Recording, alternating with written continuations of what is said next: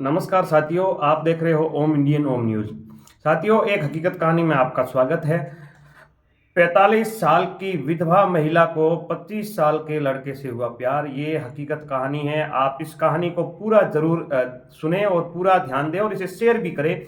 इससे बहुत सारी महिलाओं को और बहुत सारे युवा है जो भटक जाते हैं, उनको बहुत सारा फ़ायदा होगा।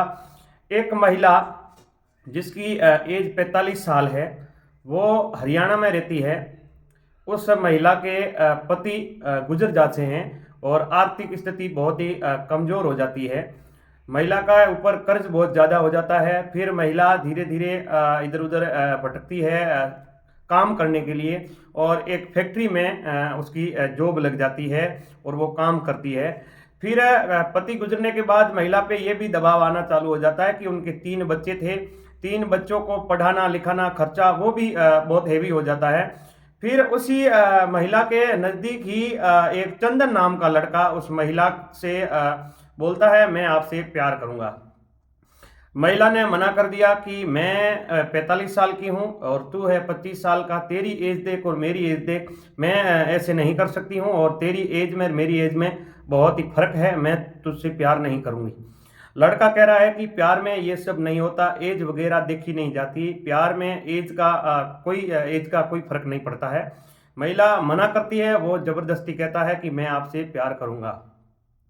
एक दिन ये बात होने के बाद लड़का वापस चला जाता है। एक दिन महिला शाम को 9:30 बजे अपने कमरे के अंदर खाना पकाती है। वो लड़का उस महिला के कमरे पहुंच जाता है रात के 9:30 बजे। महिला खाना पकाती है, वो लड़का वहां पहुंचता है, महिला का हाथ पकड़ता है, कहता है कि मैं आपसे शादी करूंगा। महिला ने मना कर दिया कि मैं शादी नहीं करूंगी। लड़का महिला के ऊपर दबाव डालता है और उसके जीजा और उसके रिश्तेदार भी वहां पहुंच जाते हैं। 3 लड़के मिलके उस महिला पे बहुत सारा दबाव बनाते हैं। महिला बोलती है मैं पुलिस में शिकायत करूंगी, लेकिन लड़का ने धमकी दी कि मैं आपको पुलिस थाने तक पहुंचने भी नहीं दूंगा।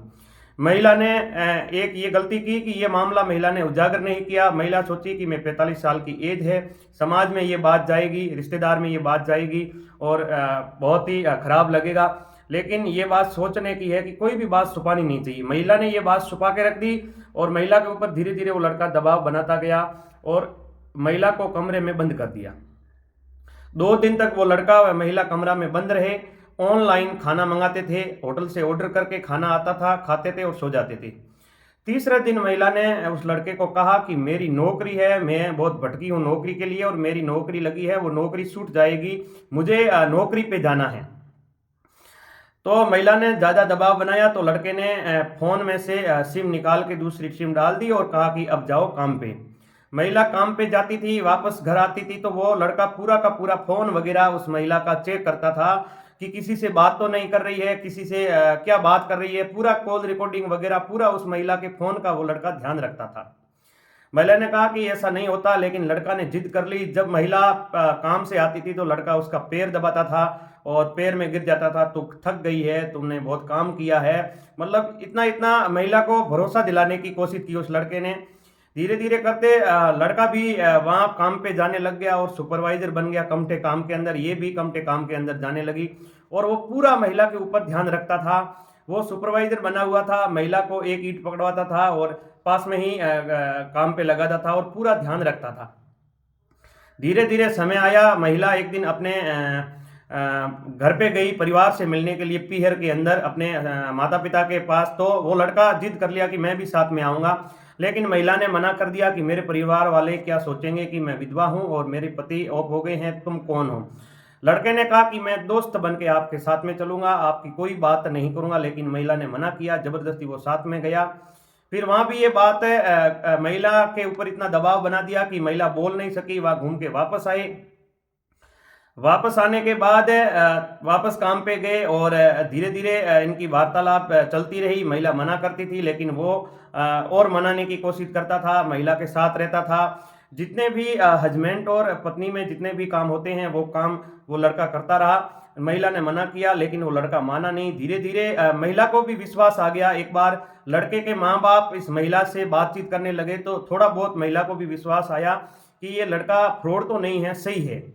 तो दोनों काम पे जाने लगे और महिला को बड़े बड़े सपने उस लड़के ने दिखाया कि फ़ोन के ऊपर वीडियो कॉल के ऊपर बात करवाता, अपने परिवार का मकान दिखाता कि देख ये मेरा मकान है, मकान की हालात बहुत ख़राब है, हम पैसे कमाएंगे, नया मकान बनाएंगे, मैं सुपरवाइज़र बन गया हूँ, हम बहुत बड़ी बिल्डिंग बनाएंगे और बहुत अच्छा वीआईपी घर बनाएंगे, एक नई कार निकालेंगे, एक गाड़ी निकालेंगे और हम गाड़ी में आएंगे जाएंगे और घूमेंगे। तो धीरे धीरे उनका सुपरवाइज़र बना हुआ था और महिला की सैलरी भी वहाँ जमे थी।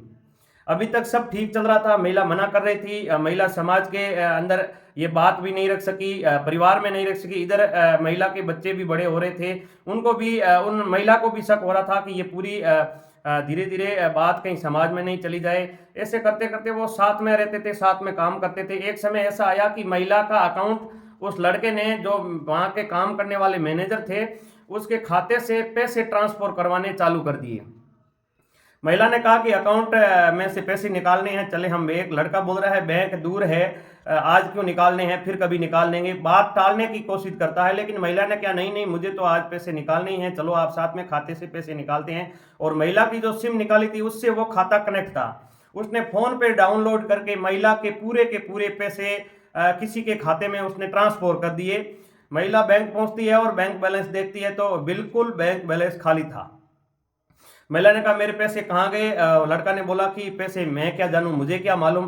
फिर महिला और लड़का वापस घर आते हैं, सुबह में वापस सुपर में जो मैनेजर होता है उनके पास पहुंचती है। मैनेजर से महिला बात करती है कि सर मेरी जितनी भी सैलरी है आज तक मैंने पूरी नहीं ली है, मेरा खर्चा वगैरह मैं लेती थी, चलाती थी, लेकिन मेरी सैलरी कहाँ गई? तब ये मामला पूरा उजागर होता है और महिला को शक होता है कि मेरे प्यार के चक्कर में मुझे इसने बहुत बड़ा धोखा दिया।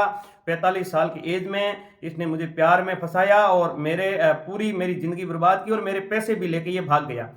महिला ने जब मैनेजर से पूछा कि पैसे कहाँ हैं, तो मैनेजर ने कहा कि मैंने चंदन के खाते में हमने पैसे ट्रांसफर कर दिए हैं। और चंदन ने बोला कि ये मेरे पत्नी का खाता है और ये पूरे के पूरे पैसे ट्रांसफर हो गए।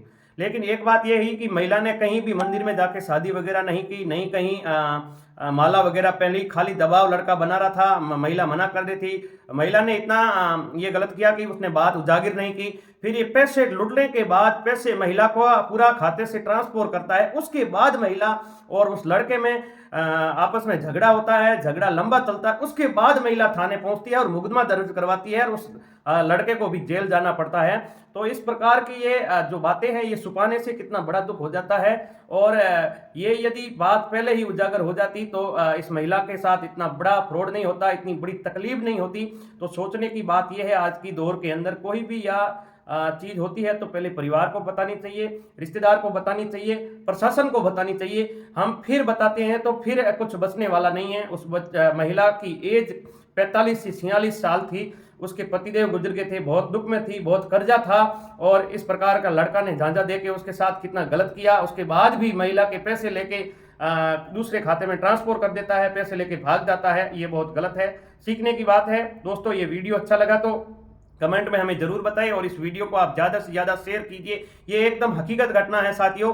इस प्रकार का आज के दौर में भी बहुत ज़्यादा इस प्रकार का फ्रॉड चल रहा है। प्यार के नाम पे फ्रॉड हो रहा है, प्यार के नाम पे महिला को फंसा रहे हैं, लड़कियों को फंसा रहे हैं। बहुत ही ये गलत है। इस वीडियो को आप ज़्यादा से ज़्यादा समाज के अंदर शेयर करें और इस ऐसे मामलों से बचें। बहुत बहुत धन्यवाद आपका।